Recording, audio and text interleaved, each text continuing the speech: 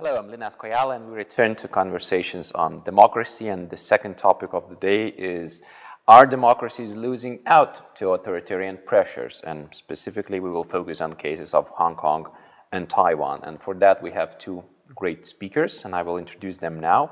Mr. Nathan Law is a protest leader, political prisoner, and the former legislator of Hong Kong. Since 2020, he has been wanted under the national security law by the Hong Kong Authority and exiled in the United Kingdom. He is recognized by Time magazine as one of the People of the Year in 2020 and nominated for Nobel Peace Prize multiple times. We also have Mr. Jonas Parello-Plesner. He's executive director at the Alliance of Democracies Foundation in Copenhagen. He has long-standing experience in Danish Foreign Service, including serving as Danish Foreign Ministry's senior advisor on China and Northeast Asia from 2005 to 2009. He co-authored a book, China's Strong Arm, Protecting Citizens and Assets Abroad, which was published in 2015. He's also been contributing to media outlets such as the Wall Street Journal, Financial Times, and others. So we have this very important topic, and I would like to maybe start with Nathan. What's the current situation in Hong Kong, basically? How do you see the most recent developments and maybe some things that could happen in the nearest future? Yeah, so we've all seen protest images in 2019 that millions of people marching down to the street and a lot of conflicts in between the protesters and the police. But for now, the things in Hong Kong get a bit more quiet because of the government's implementation of the National Security Law last June. So the National Security Law is basically a law that weaponizes the legal system in Hong Kong and to criminalize free speech and political participation. Basically, almost all political campaigners that I know who are still in Hong Kong are either in jail or on the process to jail. And that law in particular really creates a white terror environment in Hong Kong. The Hong Kong people, they are not to speak up. We've just got a verdict under the National Security Law that a protester who chanted certain slogan in the protest was sentenced to 5 years and 9 months, just exercising their free expression. So that is the situation of Hong Kong, and in this 1 year of implementation of the National Security Law, we can clearly see how fragile freedoms are without the protection of democracy and without the protection of the rule of law that we had. In this year, we've got largest independent union disbanded, largest free media disbanded. We've got many political organizations, and also the organization which holds candlelight vigil for 1989 Tiananmen massacre every year. They are all disbanded.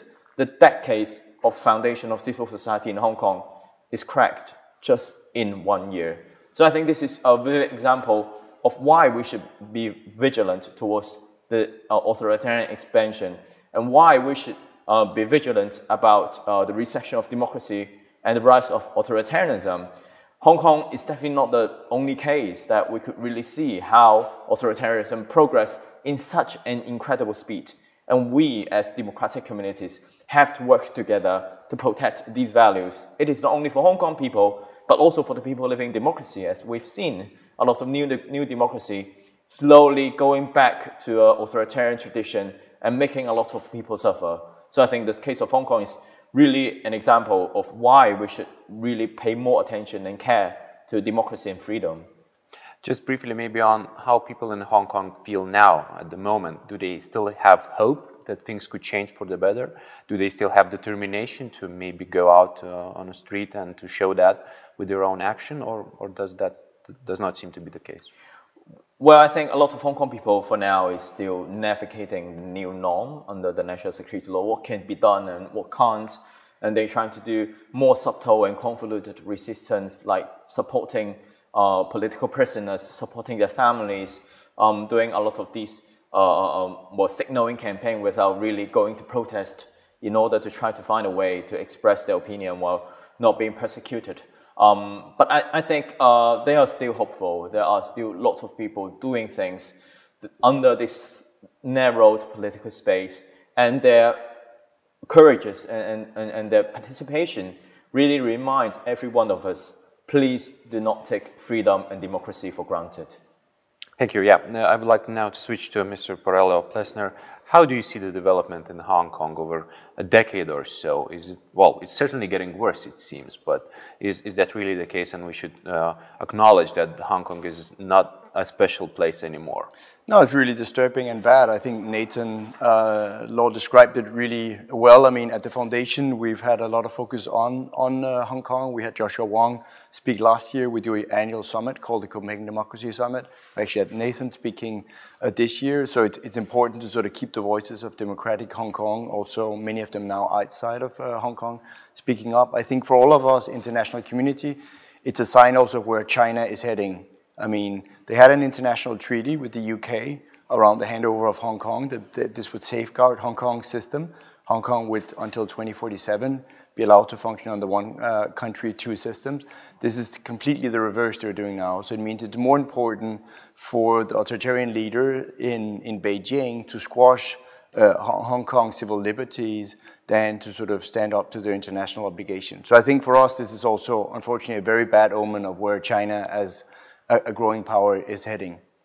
I'd like to now add Taiwan to our discussion, so maybe Jonas Plesner, could you elaborate on that as well? Are there any similarities between Hong Kong and Taiwan and the trends that are coming into those places, especially taking into account that countries such as Lithuania are more now proactively approaching and discussing ways of engaging with Taiwan, especially as the representation was open? Yeah, well, first of all, let me congratulate Lithuania on that step this week of opening up more relations with the democratic Taiwan. I think that's the right step.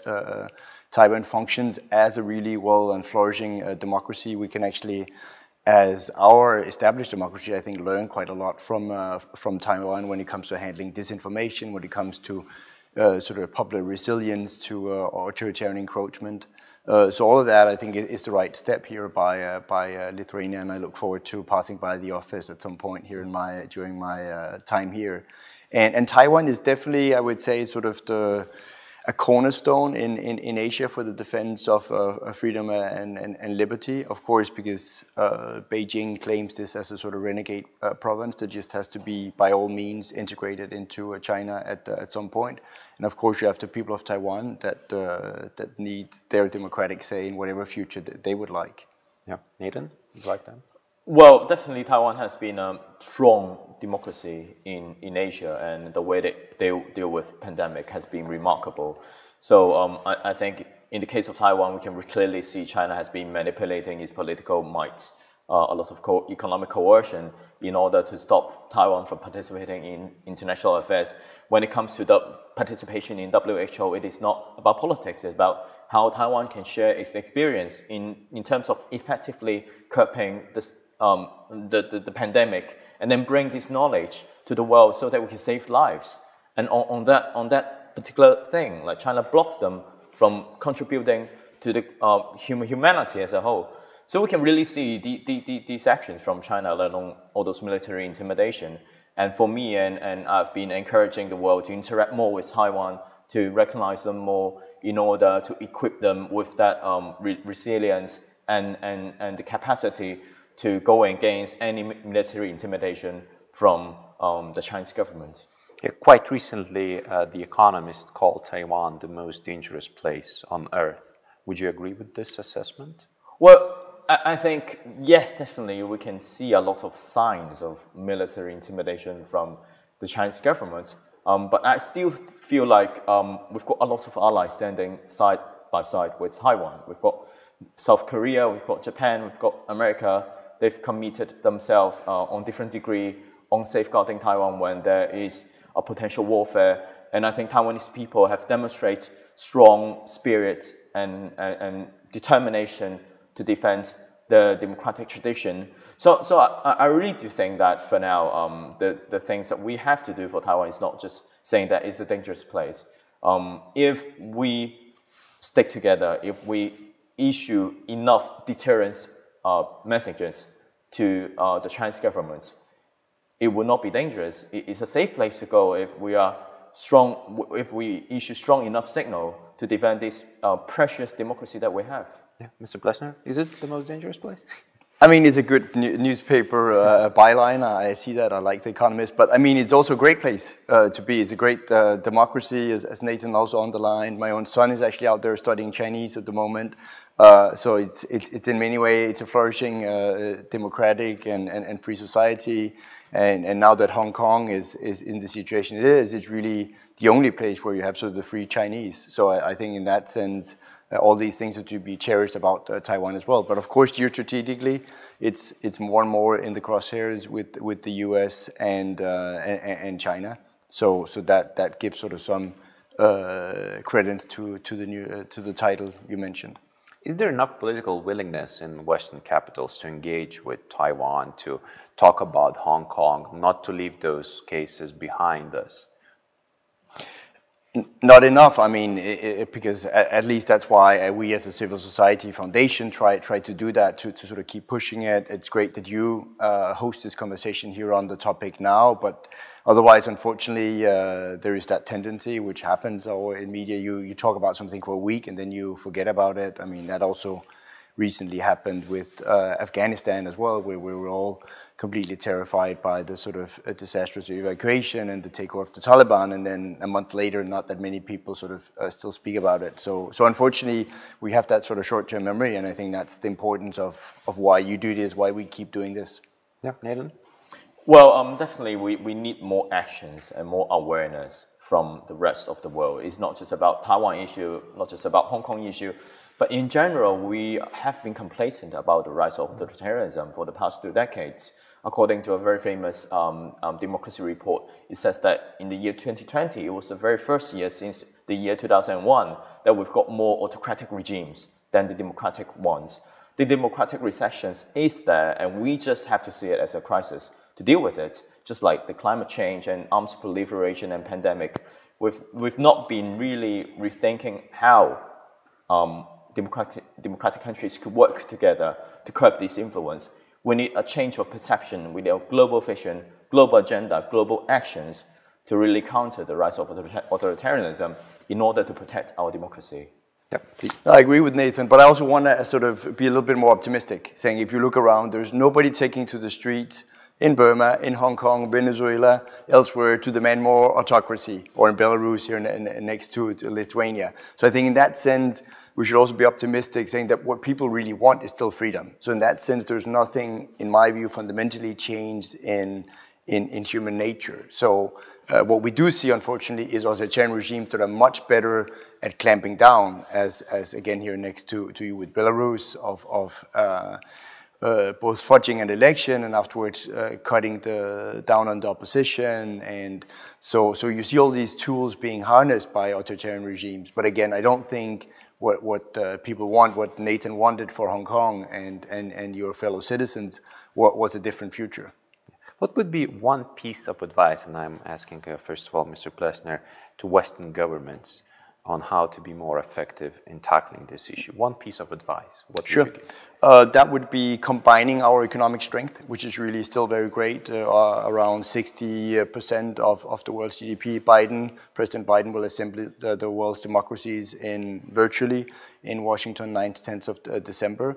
That could be a venue for gathering more collective action. One idea we put forward is the idea of an economic Article 5 among democracies that could be used sort of to counter authoritarian coercion by so that smaller countries that are subjected to, for example, Chinese economic coercion, or it could be Russian through gas, or Belarus through human trafficking, you could sort of join up a little bit similar to the NATO's Article 5 on the military side, but here on the economic side, and basically defend each other, take retaliatory step, make preferential sort of agreements, supply chains among democracies. Great. Nathan, what would you advise? And I'm sure you're doing that quite often in multiple occasions. Well, I think the idea of economic, like Article 5, is a fantastic idea. I've been advocating for that also. And also, we just have to be aware of the infiltration and disinformation from the authoritarian regime. In our democratic countries, we also have to develop mechanism to block their influence from dismantling and discrediting democracy in our own system.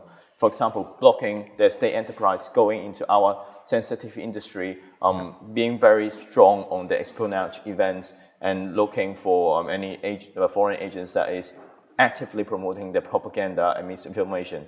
For democracies, we also have to upscale our awareness and to protect our values from these authoritarian regime abusing our openness and doing all these things to dismantle our system. Great, lots of homework for our decision makers to do. I would like to thank Nathan Law, Jonas, Parello-Plesner for participating in this conversation. Thank you. Thank you, Linas.